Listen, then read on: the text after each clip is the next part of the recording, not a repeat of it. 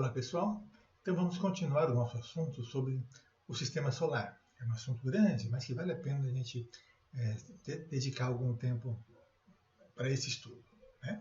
Vamos lá? O Sistema Solar, como nós vimos, né, foi formado de forma violenta. Nada em astronomia é uma coisa assim suave.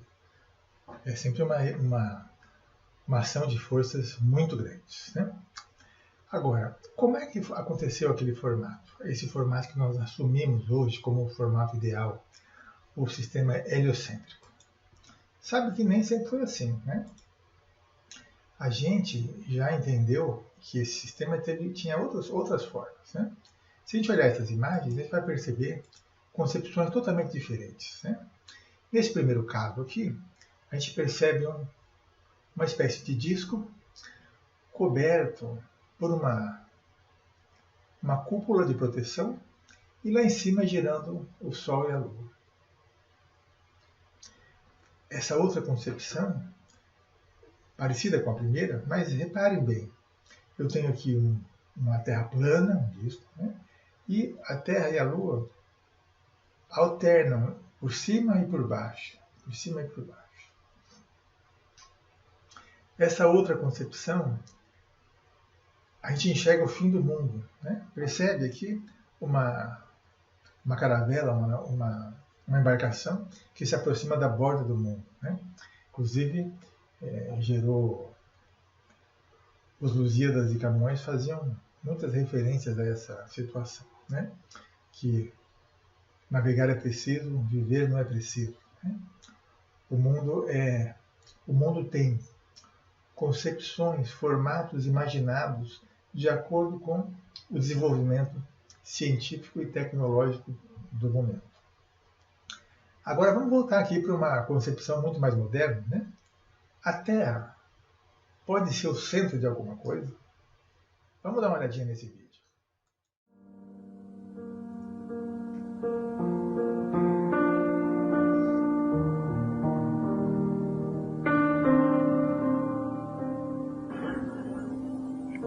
Consider again that pale blue dot we've been talking about. Imagine that you take a good long look at it. Imagine you're staring at the dot for any length of time. And then try to convince yourself that God created the whole universe for one of the 10 million or so species of life that inhabit that speck of dust. Now take it a step further. Imagine that everything was made just for a single shade of that species, or gender, or ethnic or religious subdivision. If this doesn't strike you as unlikely, pick another dot. Imagine it to be inhabited by a different form of intelligent life. They too cherish the notion of a God who has created everything for their benefit. How seriously do you take their claim? Our ancestors lived out of doors. They were as familiar with the night sky as most of us are with our favorite television programs. The sun, the moon, the stars, and the planets all rose in the east and set in the west, traversing the sky overhead in the interim. The motion of the heavenly bodies was not merely a diversion. For hunters and gatherers, as well as for agricultural peoples, knowing about the sky was a matter of life and death. How lucky for us that the sun, the moon, the planets, and the stars are part of some elegantly configured cosmic clockwork. It seemed to be no accident. They were put here for a purpose, for our benefit. Who else makes use of them? What else are they good for? And if the lights in the sky rise and set around us, isn't it evident that we're at the center of the universe? These celestial bodies, so clearly suffused with unearthly powers, especially the sun, on which we depend for light and heat, circle us like courtiers fawning on a king. Even if we had not already guessed, the most elementary examination of the heavens reveals that we are special. The universe seems designed for human beings. It's difficult to contemplate these circumstances without experiencing stirrings of pride and reassurance. The entire universe made for us. We must really be something. This satisfying demonstration of our importance, buttressed by daily observations of the heavens, made the geocentrist conceit a transcultural truth. Taught in the schools, built into the language, part and parcel of great literature and sacred scripture. Dissenters were discouraged, sometimes with torture and death. It is no wonder that for the vast bulk of human history, no one questioned it. Aristotle, Plato, St. Augustine, St. Thomas Aquinas, and almost all the great philosophers and scientists of all cultures, over the 3,000 years ending in the 17th century, bought into this delusion. Some busied themselves figuring out how the sun, the moon, the stars, and the planets could be cunningly attached to perfectly transparent crystalline spheres that would explain the complex motions of the celestial bodies so meticulously chronicled by generations of astronomers. Never mind how many kings, popes, philosophers, scientists, and poets insisted on the contrary. The Earth, through those millennia, stubbornly persisted in orbiting the sun. You might imagine an uncharitable extraterrestrial observer looking down on our species over all that time, with us excitedly chattering, "The universe created for us, we're at the center, everything pays homage to us," and concluding that our pretensions are amusing, our aspirations pathetic, that this must be the planet of the idiots. But such a judgment is too harsh. We did the best we could. There was an unlucky coincidence between everyday appearances and our secret hopes. We tend not to be especially critical when presented with evidence that seems to confirm our prejudices. Philosophy and religion cautioned that the gods, or God, were far more powerful than we, jealous of their prerogatives, and quick to mete out justice for insufferable arrogance. At the same time, these disciplines had not a clue that their own teaching of how the universe is ordered was a conceit and a delusion. Every other proposal, and their number is legion, to displace us from cosmic center stage has also been resisted, in part for similar reasons. We seem to crave privilege, merited not by our works, but by our birth, by the mere fact that, say, we're humans and born on Earth. We might call it the anthropocentric, the human-centered conceit.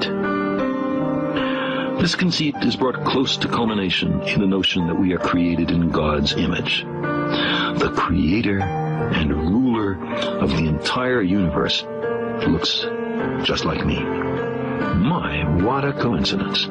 How convenient and satisfying. The 6th century BC Greek philosopher Xenophanes understood the arrogance of this perspective. Here's what he said. The Ethiopians make their gods black and snub-nosed. The Thracians say theirs have blue eyes and red hair. Yes, and if oxen and horses or lions had hands and could paint with their hands and produce works of art as men do, horses would paint the forms of the gods like horses, and oxen like oxen. The immense distances to the stars and the galaxies mean that we see everything in space in the past. Some as they were before the Earth came to be. Telescopes are time machines.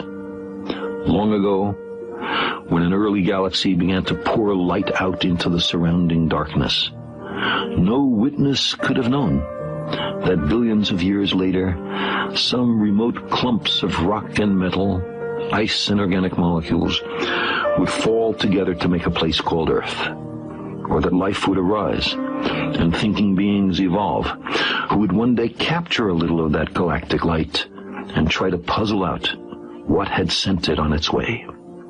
And after the Earth dies, some 5 million years from now, after it is burned to a crisp or even swallowed by the sun, there will be other worlds and stars and galaxies coming into being, and they will know nothing of a place once called Earth.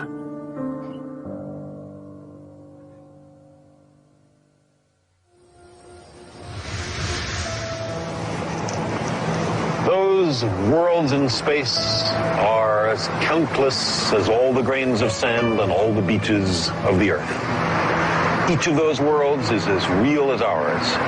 In every one of them, there's a succession of incidents, events, occurrences, which influence its future. Countless worlds, numberless moments, an immensity of space and time. And our small planet, at this moment, here we face a critical branch point in history. What we do with our world right now will propagate down through the centuries and powerfully affect the destiny of our descendants. It is well within our power to destroy our civilization and perhaps our species as well. If we capitulate to superstition or greed or stupidity, we can plunge our world into a darkness deeper than the time between the collapse of classical civilization and the Italian Renaissance. But we are also capable of using our compassion and our intelligence, our technology and our wealth to make an abundant and meaningful life for every inhabitant of this planet, to enhance enormously our understanding of the universe and to carry us to the stars.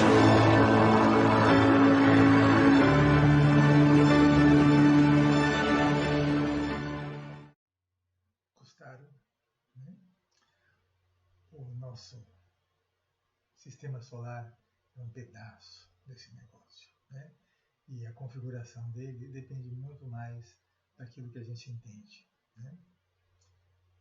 E vale a pena pensar sobre isso, sobre o lugar da ciência, sobre o lugar do homem no mundo e sobre o papel do homem nesse nosso mundo.